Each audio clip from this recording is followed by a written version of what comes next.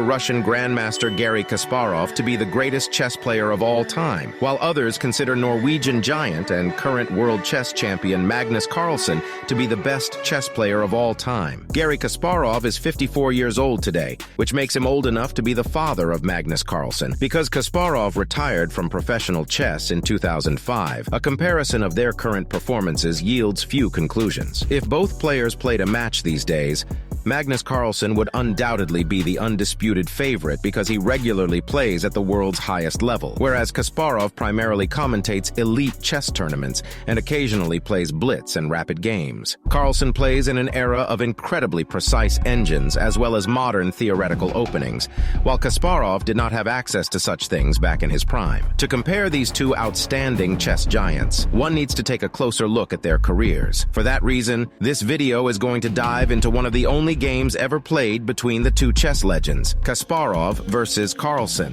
The game starts out with the clocks ticking down, but Kasparov is nowhere to be seen. Kasparov finally appears, but the stakes are extremely high as he's already lost so much time on the clock. He arranges his pieces, and the match begins. Magnus starts the match with pawn to d4, and Kasparov matches with a queen's pawn opening. Magnus moves his next pawn to c4, instantly threatening the black pawn. Kasparov responds with pawn to c6, which is more commonly known as the Slav defense, commonly used as a defense to the queen's gambit. As they continue to develop their pieces, Kasparov moves his knight to d7, and the game devolves into a queen's gambit declined.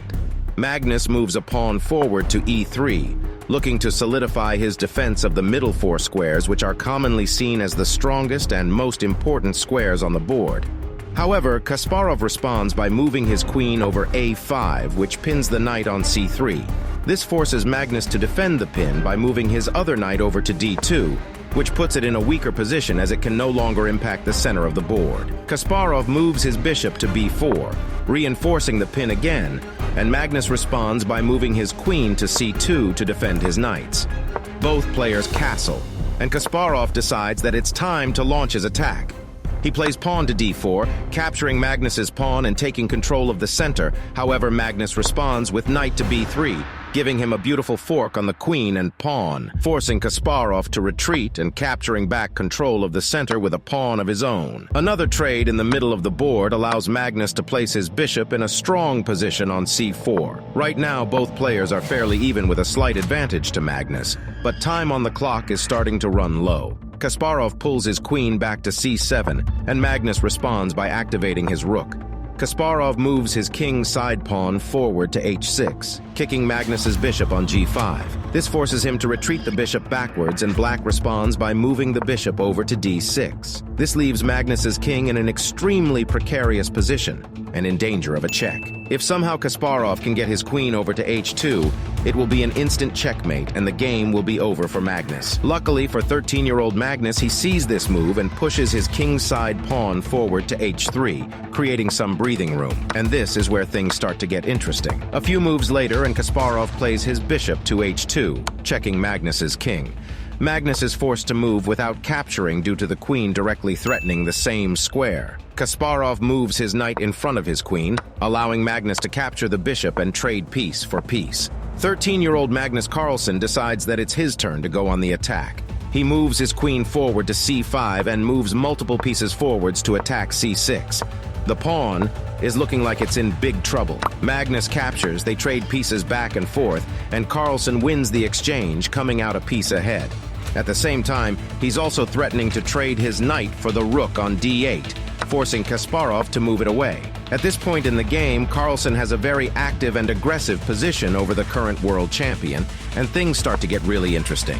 Kasparov moves his queen to g6, threatening to check Magnus. He responds by moving his queen to block and offering a queen trade. Kasparov accepts and comes out with a small advantage due to the fact that Magnus now has doubled pawns on the g-file.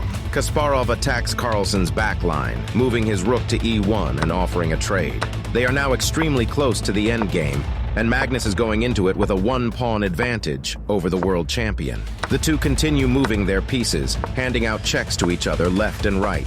both playing extremely accurate moves and not allowing the other any room at all. Carlsen moves his rook to h1, checking Kasparov's king and growing his advantage to almost 2 pawns. Kasparov responds by moving his own rook to b2, threatening to win a pawn and forcing Carlsen's king back to g3 to defend. A couple moves later, it seems like a draw is imminent. Both players shake hands and agree on a draw. A truly monumental feat for Magnus Carlsen, proving to himself and the world that even at only 13 years old, he can go toe-to-toe with the rank 1 world champion Garry Kasparov.